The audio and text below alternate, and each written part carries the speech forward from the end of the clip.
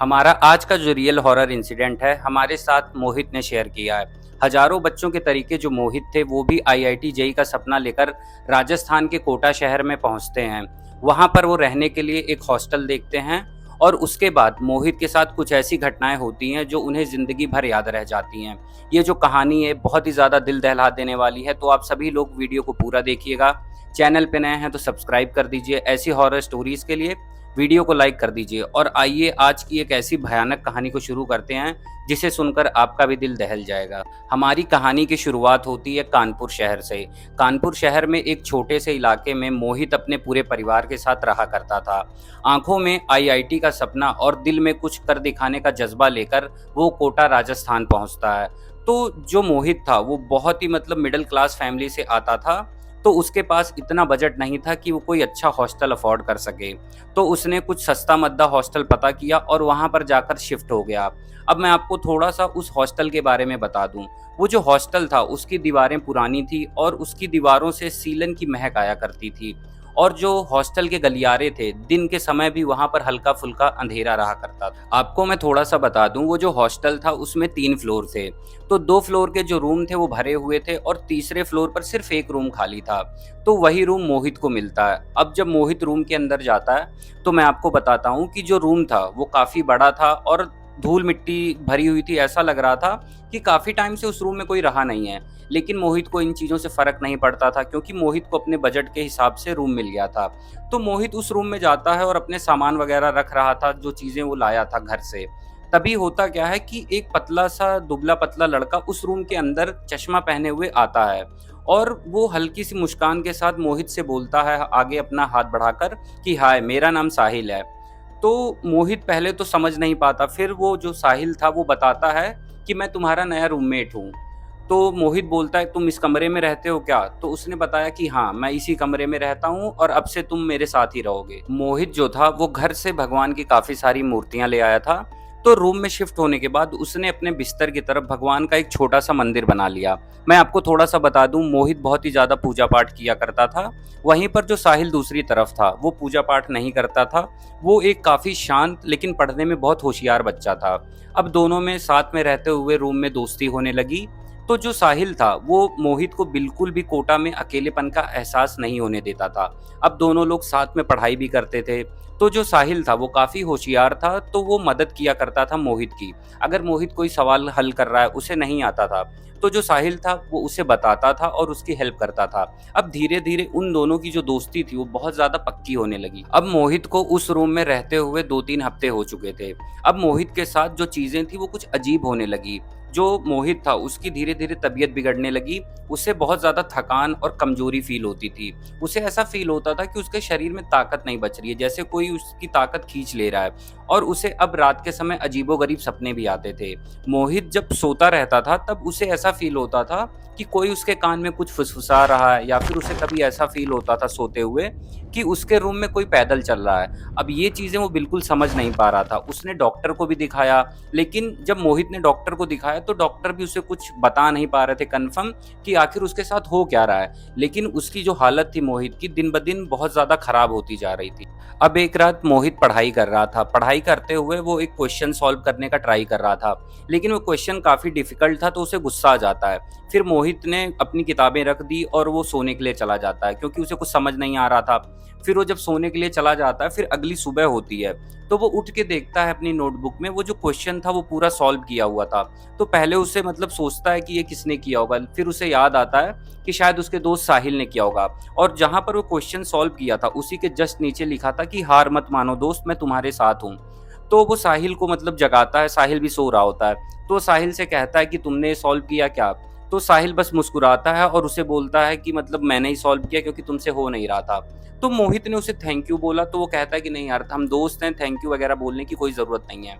अब ऐसे ही इन दोनों की दोस्ती बहुत ज्यादा गहरी होने लगी। ये दोनों हर चीज साथ में करते, खाना पीना खाते, पढ़ाई लिखाई करते, ज्यादा टाइम ये दोनों एक दूसरे से बातें करने में बिताते। लेकिन इन सब चीजों के अलावा जो मोहित था उसकी हालत अब दिन ब दिन और खराब होती जा रही थी।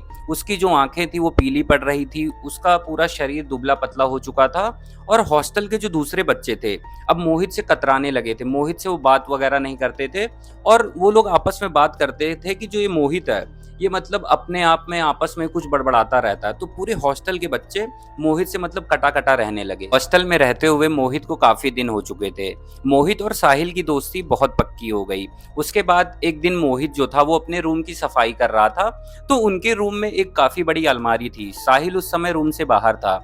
मोहित रूम की सफाई करते हुए सोचता है कि मैं इस अलमारी को साफ कर देता हूँ।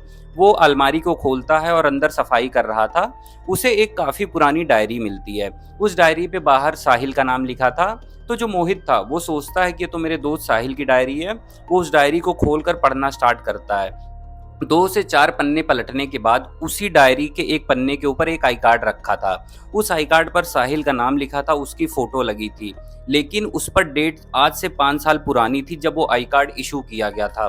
ये देखने के बाद जो मोहित था उसका दिमाग एकदम से मतलब हिल जाता है, उसके रोंगटे खड़े हो जाते हैं कि साहिल तो मेरे साथ रहता है, लेकिन 5 साल पुराना आई कार्ड उसका कैसे इश्यू हो सकता है?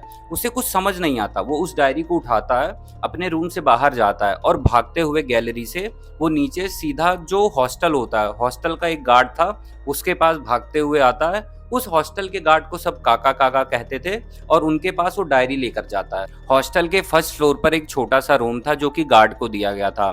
तो उस समय गार्ड अपने रूम से बाहर चेयर लगाकर चाय पी रहा था। जब मोहित उसके पास पहुंचता है तो मोहित के हाथों में वो डायरी थी और वो गार्ड से पूछता है कि क्या आप साहिल को जानते हैं?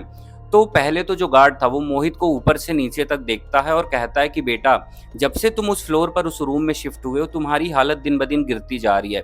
जब तुम आए थे तुम अच्छे भले थे दिखने में, लेकिन अब तुम्हारी आंखों के नीचे काले गड्ढे पड़ने लगे हैं, तुम्हारा शरीर पीला पड़ने लगा है और तुम कितने दुबले पतले हो गए हो। तो जब ये चीज़ें मोहित सुनता है तो वो कहता है कि ये सारी चीज़ें हटाइए, आप मुझे बस ये बताइए कि क्या आप साहिल के बारे में जानते हैं?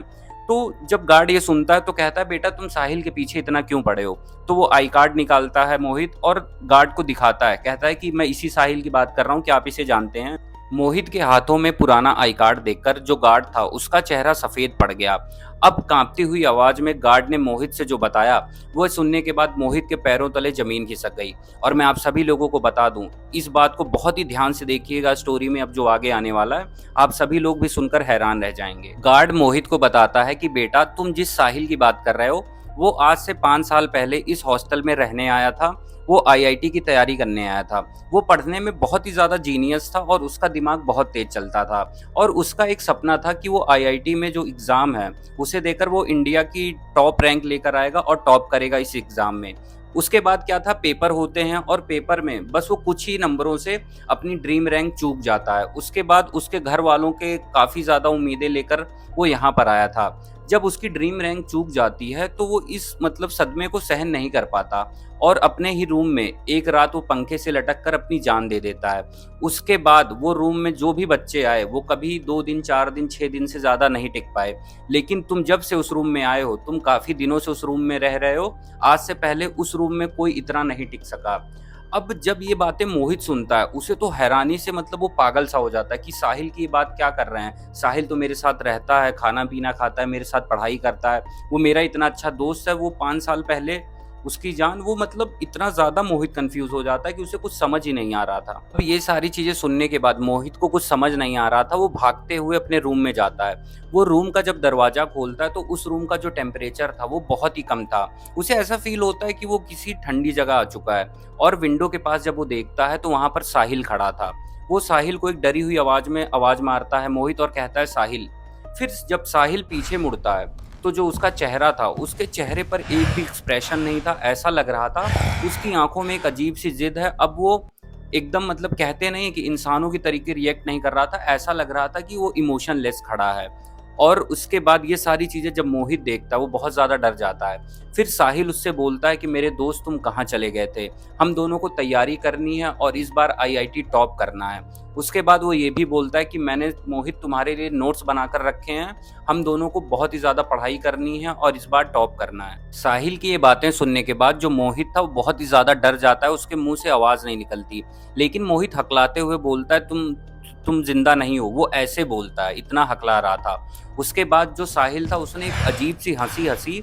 उस हंसी के बाद उस रूम में अजीब से मतलब वाइब्रेशन होने लगा कि जो पंखा था वो अपने आप हिलने लगा और वो हंसते हुए बोलता है कि मैं जिंदा हूँ या नहीं इससे कोई फर्क नहीं पड़ता, लेकिन हमें और तुम्हें मिलकर हम दोनों को इस बार आईआईटी टॉप करना है और मैं तुम्हें टॉप करा कर रहूंगा, तुम मुझसे बच के नहीं जा सकते। साहिल के इतना बोलते ही रूम का दरवाजा बहुत तेजी से बंद हो जाता है।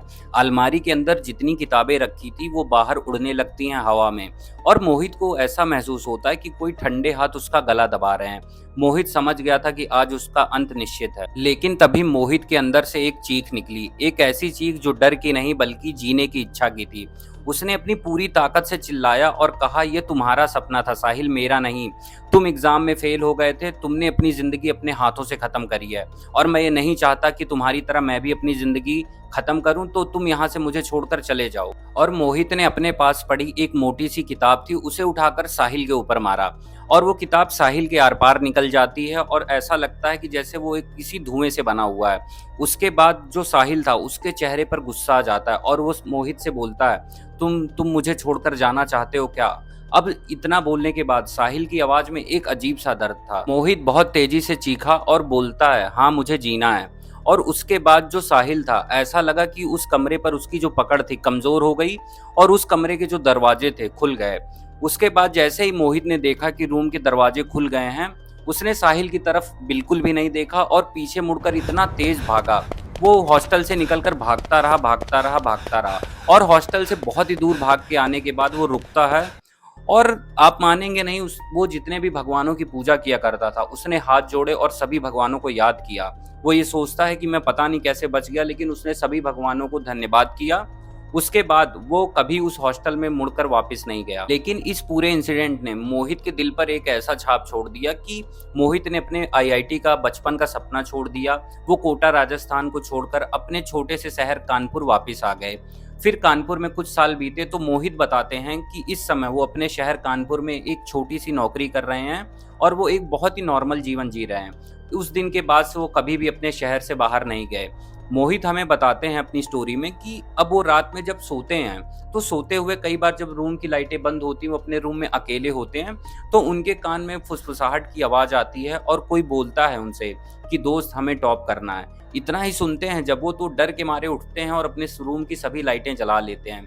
वो चीजें आज भी उन्हें हॉन्ट कर रही हैं, लेकिन वो एक तरीके से अब ठीक हैं। हमारा आज का जो रियल हॉरर इंसिडेंट है, इससे हमें एक बात सीखने को मिलती है कि किसी इंसान की अगर कोई चाहत अधूरी रह जाती है और उसे किसी भी तरीके से कुछ हो जाता है, तो वो इसी धरती पर रुक जाता है अपनी चाहतों को पूरा करने के लिए, अपनी इच्छाओं को।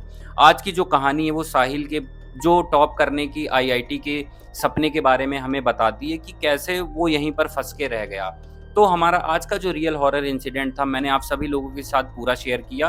अगर आपको वीडियो अच्छी लगी हो तो वीडियो को लाइक करें, फ्रेंड और फैमिली के साथ शेयर करें, और हमारे चैनल पे नए हो तो चैनल को सब्सक्राइब कर लीजिए। ऐसी हॉरर स्टोरीज आप सभी तक आती रहेंगी।